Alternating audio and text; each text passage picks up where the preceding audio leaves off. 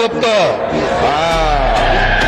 ওনার মতো একজন জাতীয় নেতার মুখে আমরা এই ধরনের তৃতীয় শ্রেণীর রাজপথের বিএনপি কর্মীদের ভাষা আশা করি নাই।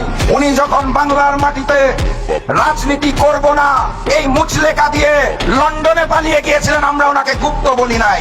উনি যখন লন্ডনের মাটিতে বসে ভিডিও কলে রাজনীতি করেছেন লুকিয়ে থেকে, ওনাকে আমরা গুপ্ত বলি নাই।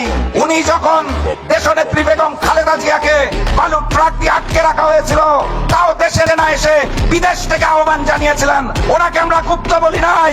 দেশনেত্রী বেগম খালেদা জিয়াকে যখন গ্রেফতার করে তিলে তিলে জেলখানায় অত্যাচার করা হয়েছিল, উনি তাও দেশে আসেন নাই, লুকিয়েছিলেন লন্ডনে, ওনাকে আমরা গুপ্ত বলি নাই। ফ্যাসিস্ট শেখ হাসিনা অগাস্ট মাসের 5 তারিখ পালিয়ে গেলেন, তারপরে উনি দেশে আসতে পারলেন না।